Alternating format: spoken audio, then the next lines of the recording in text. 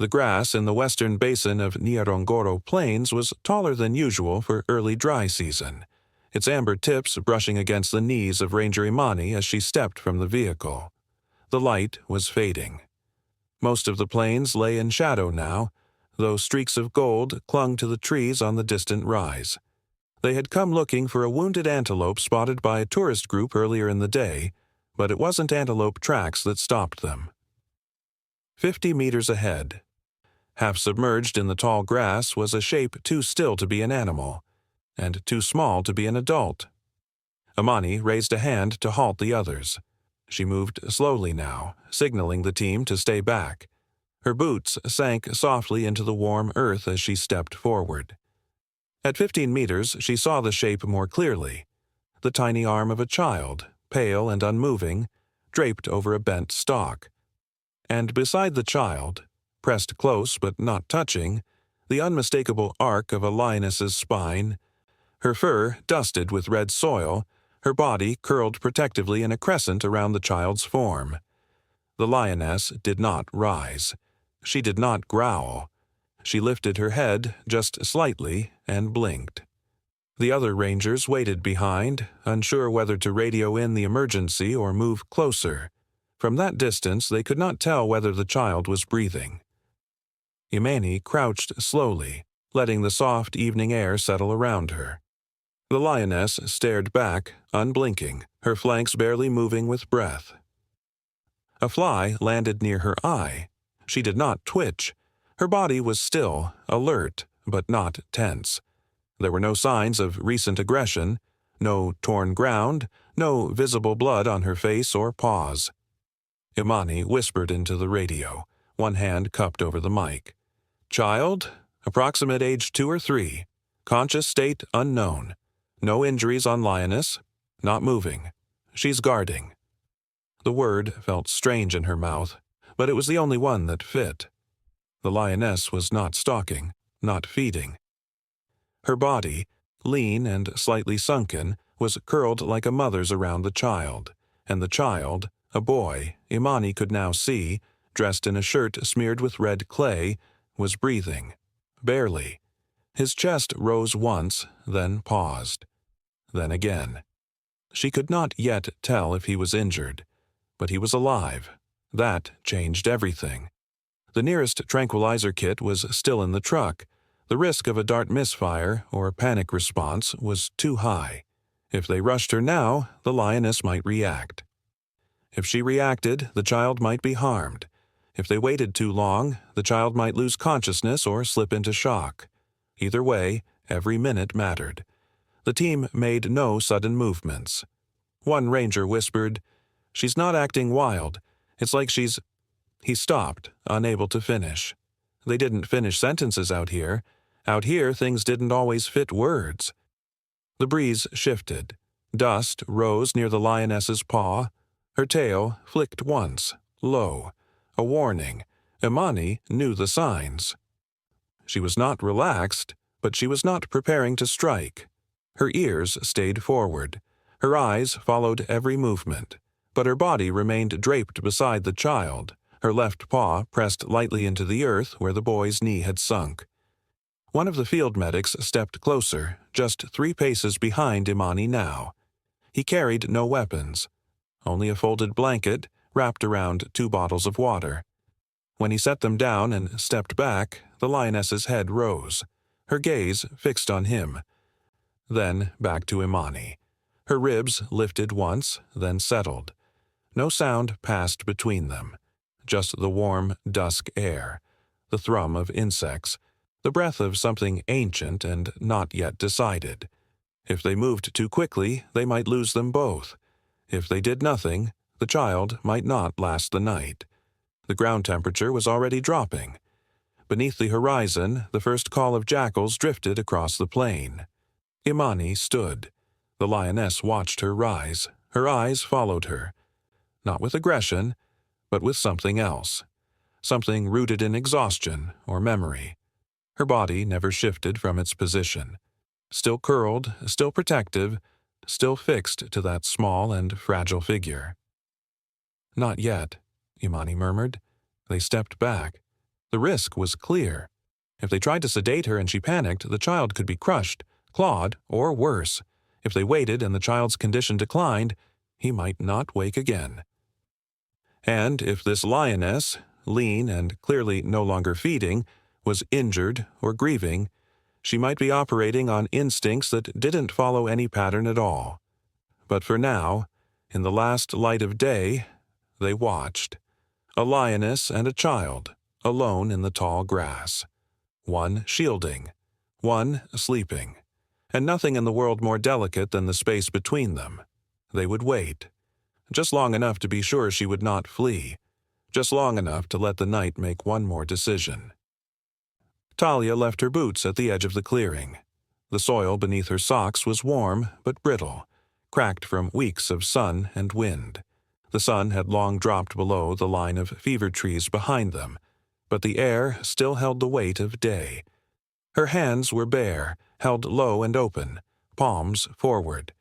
She moved with deliberate slowness, one knee pressing into the earth, then the other, shifting her weight forward inch by inch.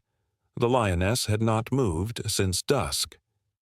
Her body remained wrapped in a loose arc around the child, tail tucked close to her belly, head lifted only enough to track the humans without noise. She made no threat display, no huff, no growl, no twitch of muscle that would indicate alarm. But her stillness wasn't calm. It was controlled, watchful, alert, suspended in tension. Talia was chosen because she moved differently than the others. Not faster, quieter. She'd been part of the tranquilization unit before, but she preferred not to use the gun. Her work was in approach, not force. She had studied maternal behaviors in large cats, and what she saw now, from posture to proximity, wasn't confusion. It was a loss. A lioness in mourning doesn't always isolate. Sometimes she finds something small and living and stays. The child shifted. It was the first movement since the last light had faded from the sky. A subtle bend of the fingers, the elbow tucking in slightly toward his chest.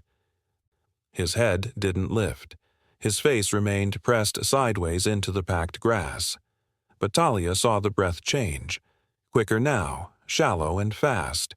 The lioness turned her head. For a long, thin moment, both sets of eyes met, Talia's and the lioness's. Then the lioness blinked, turned back toward the boy, and laid her head across her front paws. Her eyes didn't close, but she did not react further. Talia paused. 10 meters now.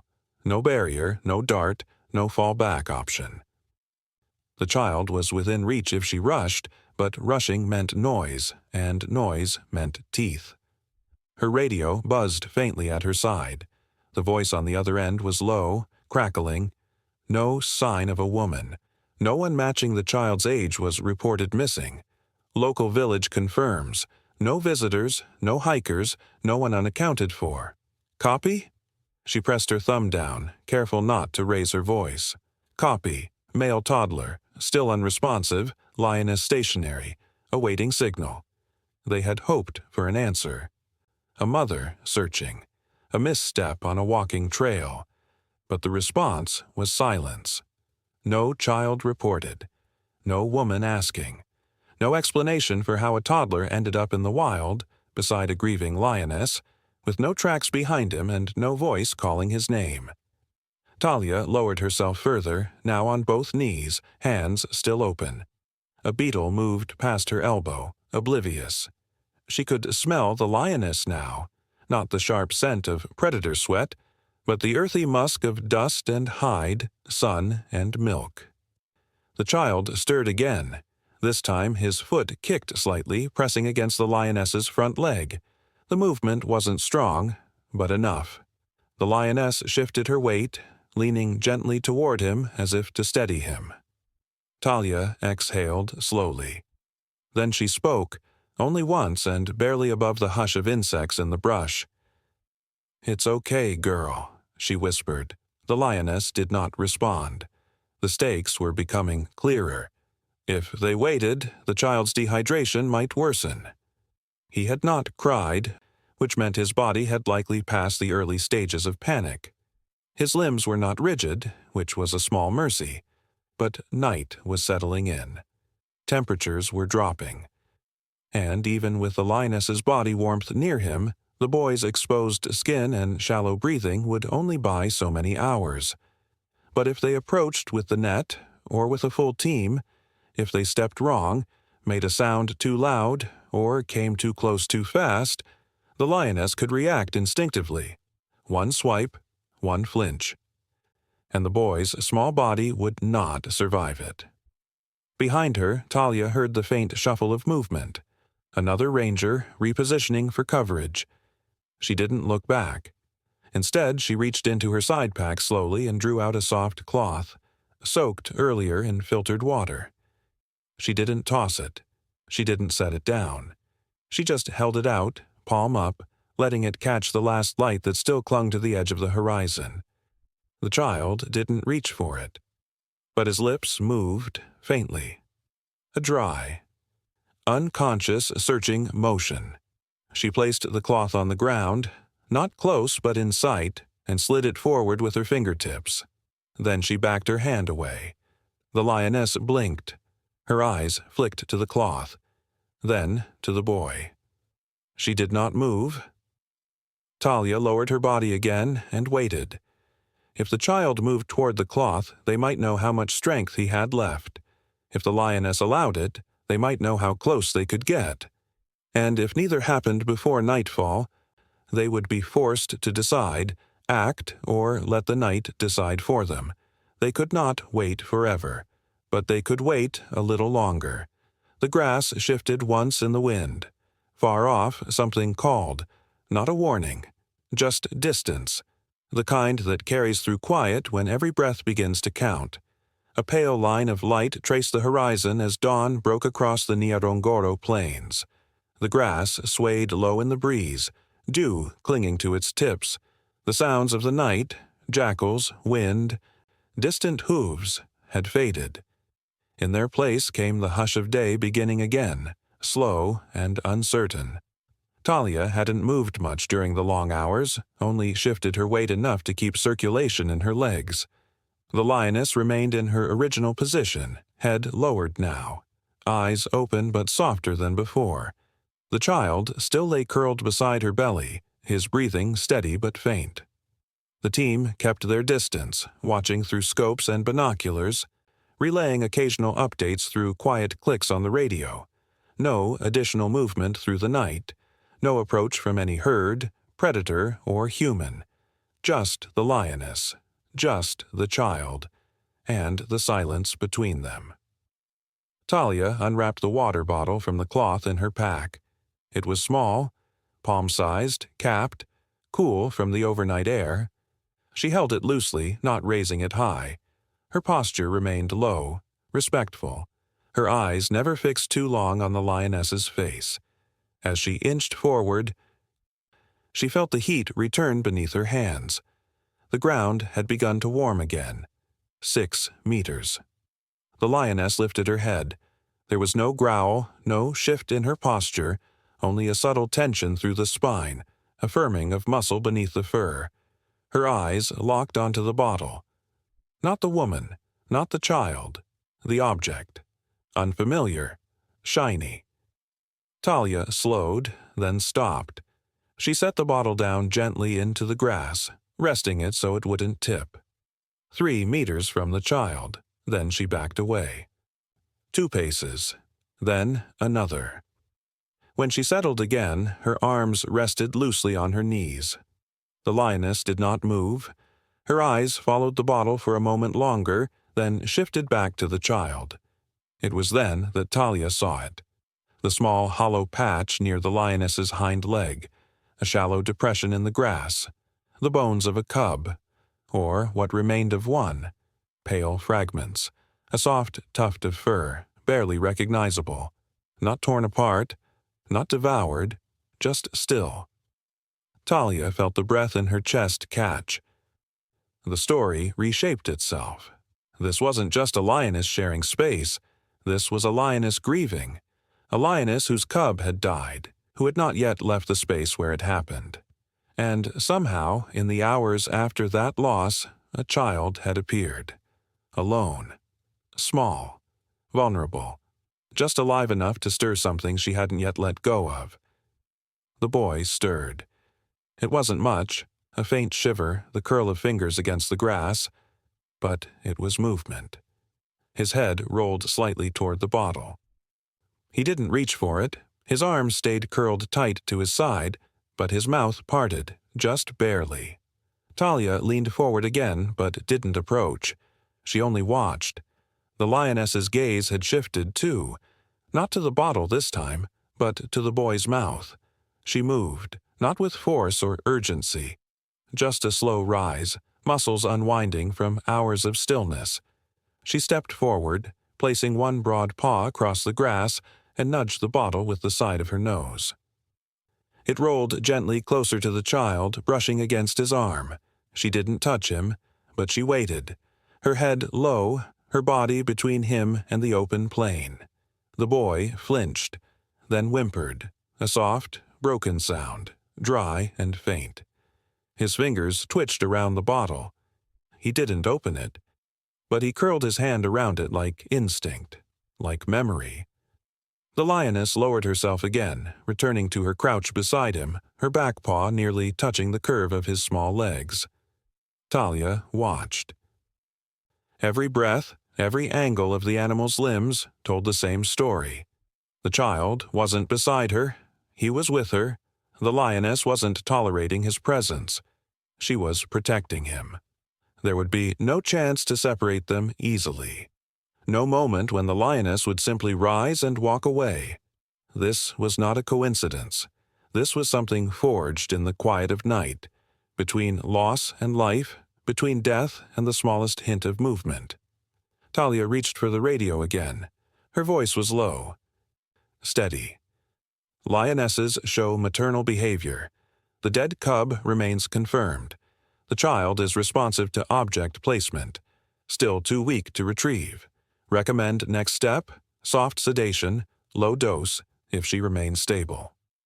There was a pause, then a quiet confirmation. But even as the words settled into the air, she knew they had to wait longer.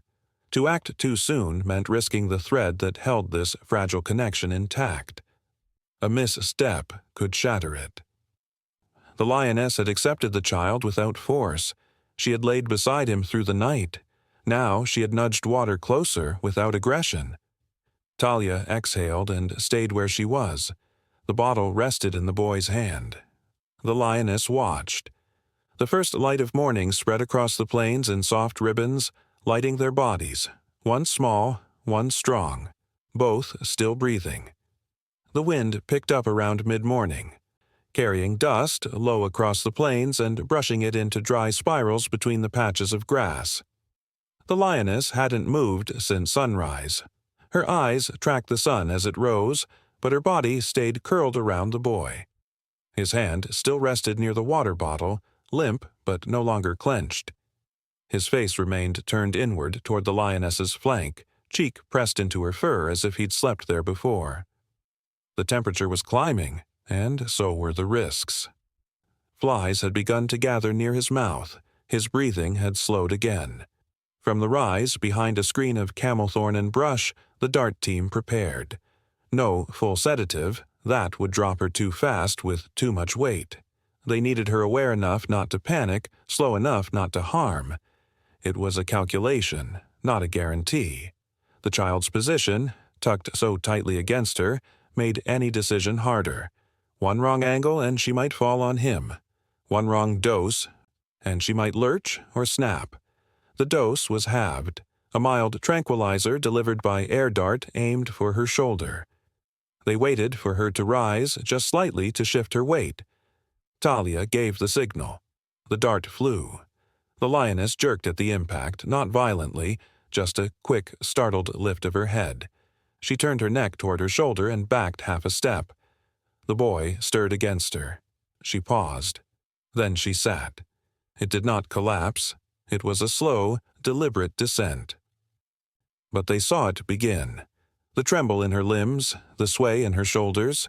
Her muscles loosened just slightly. Her head drooped forward. She blinked. The child whimpered. A soft, broken cry, not loud, but enough to cut through the field. At once the lioness moved, not away, not toward the team, toward the boy. Her legs buckled as she turned, but she pushed forward, stumbling once, nose grazing the child's back. She stood over him, shoulders low, her stance wide and uneven. Her claws dug into the dirt for balance. One paw slid in the grass. Her chest heaved. Her ribs, now visible beneath her thinning coat, expanded with the effort. Talia rose from her crouch. Only a few meters now. The others held back, unmoving. The lioness stood shaking, but still upright, still watching. Then she began to sway. Talia stepped forward slowly, hands out, voice low but calm. "Easy, girl. You're all right." The lioness tried again to crouch, but her weight shifted unevenly. She sank hard onto her left side, her flank landing inches from the boy's knee. The dart hadn't dropped her entirely. It never would, but it had slowed her, blurred her edges just enough.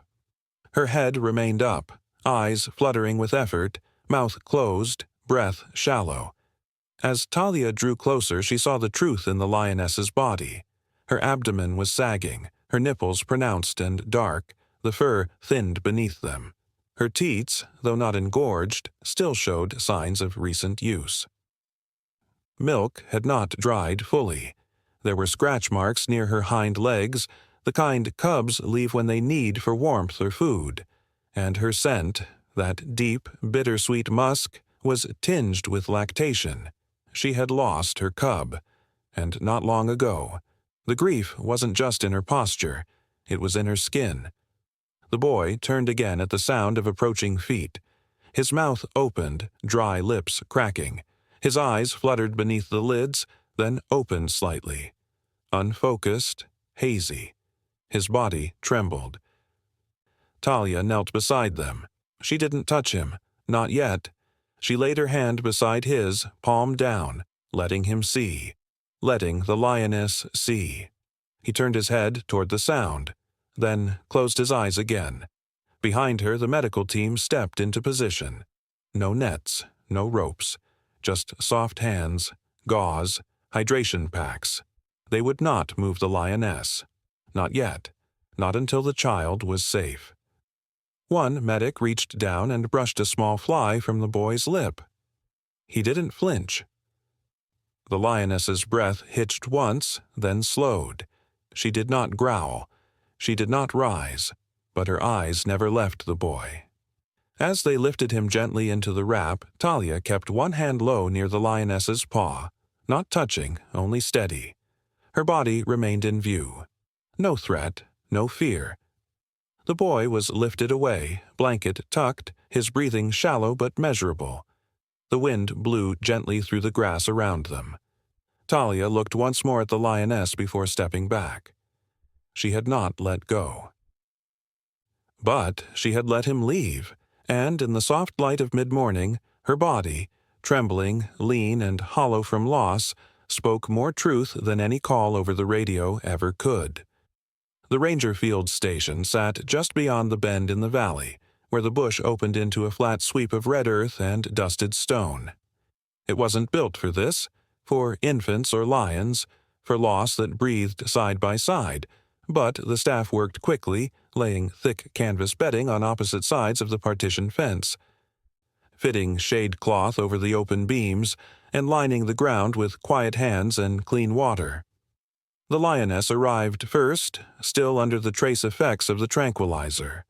Her body was lifted in a sling, not dragged, not pinned. Her paws hung limp but not curled. When they placed her on the canvas, she stirred once, a long, low breath, then blinked at the scent of concrete and wood. Her head turned toward the wire. She didn't growl, she didn't move again. An hour later, the boy was brought in, swaddled in a cotton cloth, his cheeks flushed from mild sun exposure and dehydration. A field nurse had administered fluids and glucose through a slow IV drip. His vitals were stable, but shallow. His skin was warmer now, and the shallow rise of his chest carried more strength than it had the morning before. But he wouldn't take food. Not from the bottle. Not from the spoon. Not from the ranger who had whispered gently in his ear. His mouth remained closed. His eyes stayed turned away. They laid him on the bedding opposite the Lioness, 5 meters between them with chain link in the center. He stirred only when they laid him down. His body curled loosely unconsciously into a shape the Lioness mirrored minutes later. One paw tucked close beneath her chest, her head resting just above it, her ribs visible beneath the dip in her flank. The station was quiet by evening. The medical staff had stepped out. Talia remained, sitting on a stool just outside the enclosure, journal in her lap, though her pen hadn't moved in an hour. Every so often she checked the boy's pulse or watched the Lioness's breathing. But there was no change. The Lioness hadn't closed her eyes. Talia had seen sedated lions in shelters before. Most dropped into sleep eventually, but not this one. Her body rested, but her stare stayed open, fixed across the wire. She watched the boy as though he might vanish again. At one point, a cloth was dipped in water and laid gently on the boy's forehead. He didn't stir, but when the cloth fell loose, the Lioness shifted. Her paw twitched. A soft sound passed through her throat. Almost a sigh, but too deep, too low. Night came quietly. The overhead lights dimmed with the sun, replaced by a single amber bulb strung above the gate. The desert air cooled fast. A blanket was drawn up over the child's legs. The Lioness raised her head once, ears twitching at the movement. Then lowered it again. And then, just past midnight, the shelter filled with a sound that hadn't been heard since she was found. A low moan. It rose from the Lioness's chest, not forced, not sharp, but full. She wasn't injured. There was no blood, no strain. This was not a cry of pain. It was grief. The sound came in waves, short and breath-wrapped, a morning call, the kind used when lions return to a den and find silence, the kind cubs respond if they still can. She moaned again. The boy shifted. His body rolled slightly toward the fence, his hand falling outward, his fingers splayed. A second later he made a sound of his own, broken, soft, almost like a hiccup or a gasp. But it wasn't random. It echoed her rhythm. Talia rose slowly from her seat and stepped to the gate. She didn't open it. She didn't speak. The Lioness moaned again, slightly shorter this time. The boy answered again, his lips parting, his chest rising in a small, shaky breath. Not a word, not a cry. Just a sound. One carried on instinct, a mimic, a mirror, a matching thread of sadness not learned but remembered. The Lioness stood, not tall, not fast, but she lifted her weight and moved to the wire, her body long and lean, muscles visible beneath the fur. She pressed her side gently to the fence, tail hanging low, head bent downward. The boy stirred again. His hand reached out, not touching, but resting near the same place on the opposite side. Neither of them made another sound. They stood and lay like that until dawn. One Lioness leaning on wire, one child with an open hand, and the night between them, breathing. The sky had turned pale blue when the clinic vehicle arrived. Its tires moved quietly over the dirt path, slowing as it neared the shelter gate. The boy was ready, hydrated, responsive, eyes open now though still clouded with fatigue. He'd taken food for the first time that morning, a few spoonfuls of mashed banana pressed gently against his lips. He hadn't cried, but when the nurse picked him up, wrapping him in a soft cotton blanket, he turned his head, not away from her, but toward the enclosure wall. The Lioness was lying down. She had not eaten much, only a few strips of raw meat, placed carefully and left untouched for hours. She watched the preparation in silence, eyes following the nurse, the pack, the folded blanket. And then, as the gate opened and the boy was carried out, she stood. Not quickly, not like before. She walked to the far edge of her space and pressed her chest lightly against the fence. No sound, no growl, just the steady weight of her body placed against the metal as the child passed beyond her view. Talia walked beside them, hand resting on the boy's back. She didn't speak to the lioness. She didn't need to. The look was enough, a nod, small and slow, held for just a second longer than the rest.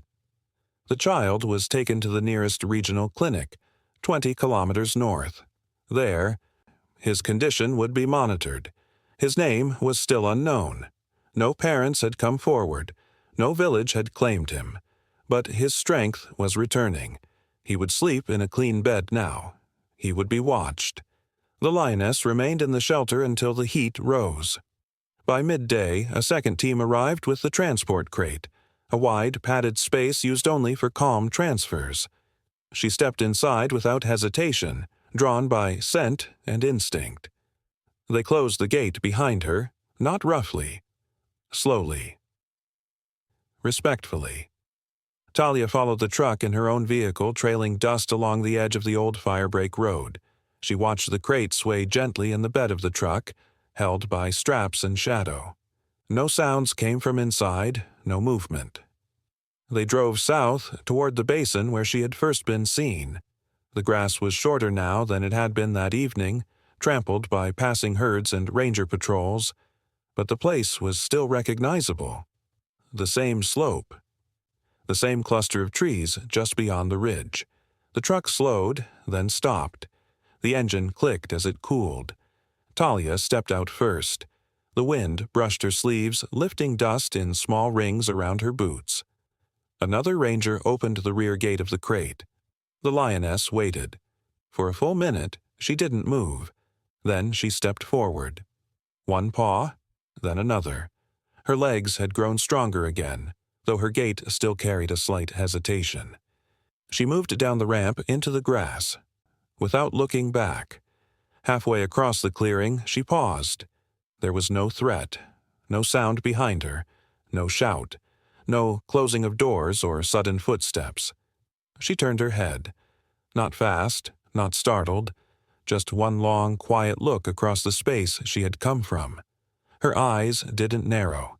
Her ears didn't pin. She simply looked, not for danger, not for direction, but to see if someone was still there. Talia raised her hand. A small motion, not a wave. The lioness watched her. Then she walked on, her body thinning into the grass and shadow until the rise took her, and she was gone. The clearing returned to stillness. No sound except for the rustling of dry stems and the soft creak of the crate door swinging open again, empty now. Later that day, a nurse at the clinic would record that the boy, unnamed, still silent, had reached out in his sleep. His hand, they said, curled around the edge of the blanket, as if touching something that had once breathed beside him. And on the edge of the plains, the wind moved in slow waves, brushing along the tracks of a lioness who had left with nothing and carried everything.